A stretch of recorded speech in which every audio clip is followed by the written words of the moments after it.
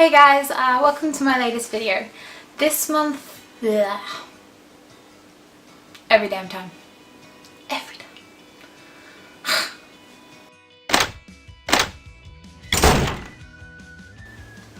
Hey guys, and welcome to this week's video. This week I'm bringing back a little segment that I started like a year ago. I was going to start doing it every month, but then I kind of stopped making videos for a while, but I thought I'd give it another go. And it's something I like to call my monthly musings. It's basically when I pick a topic that interests me during the month. It could be a social issue, a personal issue, something extremely random, but just basically something that's kind of affected me during the month, and talk about it for a few minutes or whatever, and hopefully what I have to say might help you guys. I could offer little tips and tricks to get over this certain issue or any way to deal with that, and I kind of hope that the issues that I'm experiencing you guys are also experiencing, and it may help you be able to deal with them in your everyday life. So this month's topic is going to be relaxation and the lack thereof in my life the last few weeks, well, last few months I guess. I came to the realization that I was just unhappy and I didn't know why. I have a wonderful apartment, I have a good consistent job, which I do enjoy. Obviously, you have the days when you don't enjoy it, and I have a really good life and a really great family and a bunch of really great friends, and I honestly couldn't understand why I was so unhappy and so tired all the time and just so over everything. And then one day I had a particularly bad day at work. No reason in general, just I had a bad day and I came home and I was just overly upset about everything, and I talked to my dad for a couple of hours or whatever, and we discussed the fact that I was working too much without taking any time for myself in the middle.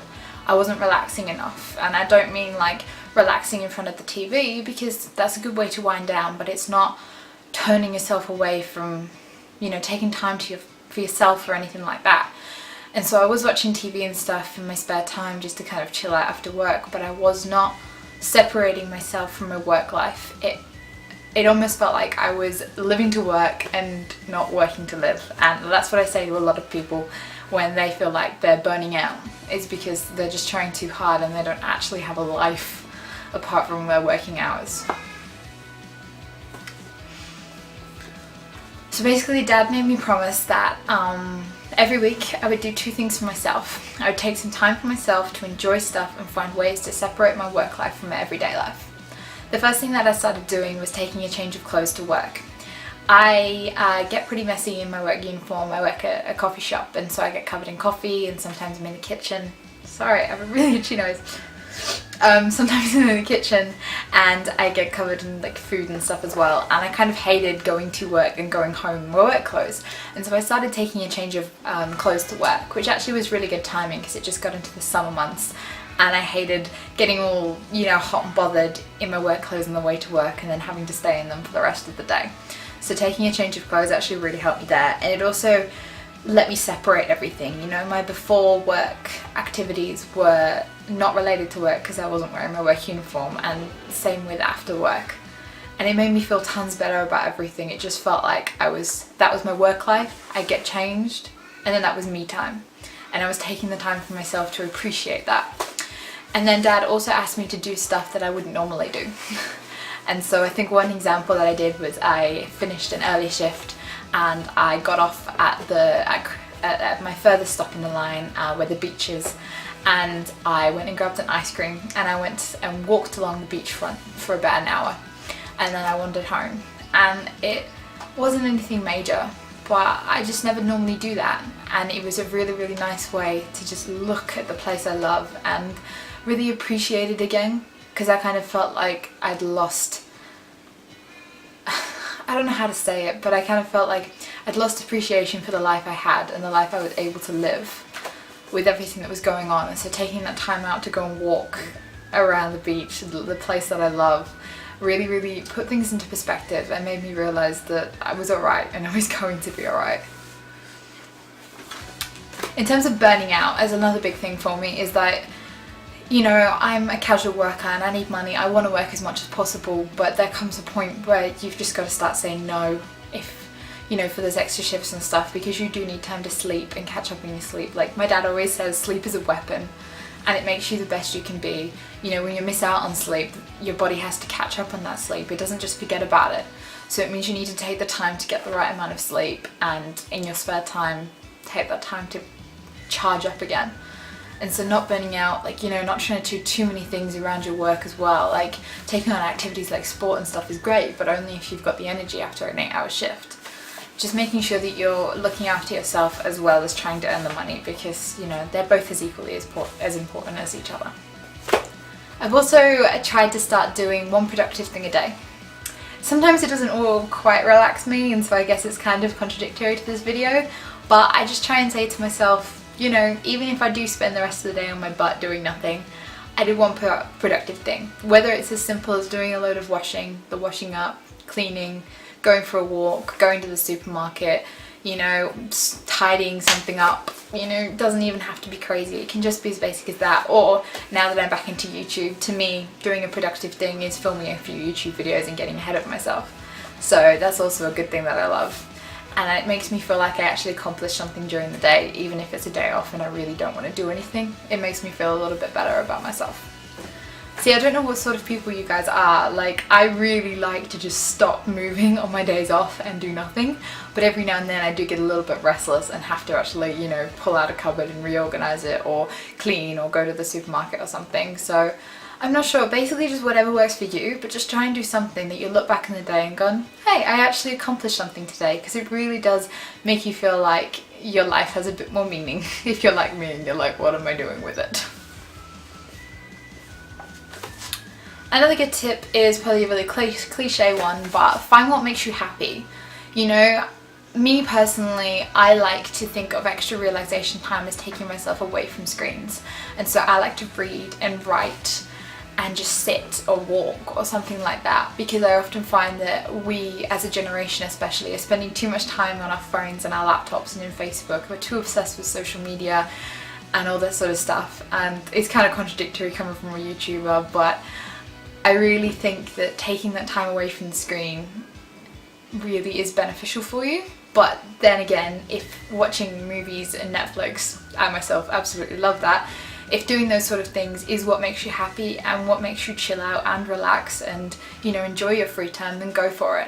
Just, you know, remember that it does keep your mind quite active. So if you want your mind to slow down, you know, take up yoga or something, you know, something really cliche and relaxing.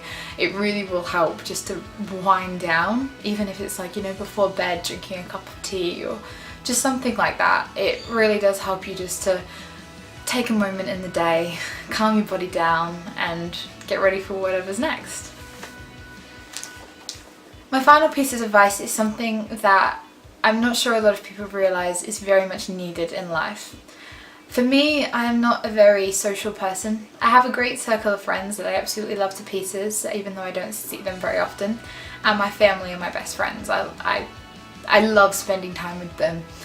But I live on my own, and I do find that living on my own has definitely given me a great sense of independence, and it's also taught me, it's given me the ability to entertain myself and also appreciate myself and learn to love myself and learn to be with just myself, rather than constantly needing the entertainment of other people and being around other people. I think that's great, and yes, friends are great. I probably should socialise a little bit more, but I think even if you're a really social person, just taking some time for yourself sometimes and being alone and learning what it's like to be alone rather than constantly needing people is a really, really valuable thing, I guess. I'm not quite sure whether you feel the same way or not, like let me know, but I just think taking that time to sometimes be alone, it gives you a good perspective and it actually does help you calm down. You know, you don't have to think about anyone else, you don't have to rely on anyone else, you don't have to consider anyone else's feelings or, you know, lives or anything like that. You just literally focus on you, do what you want to do, and you get to know yourself a little better, you get more confident and comfortable with yourself, and you know that, you know, for instance, you know, if you just come out of a relationship, I think it's a great experience to be alone, because you learn to survive on your own, and it's a really, really good thing to have in life, I think. So that's probably about it in the topic of relaxation. Obviously do, you know, go for massages if that's what relaxes you.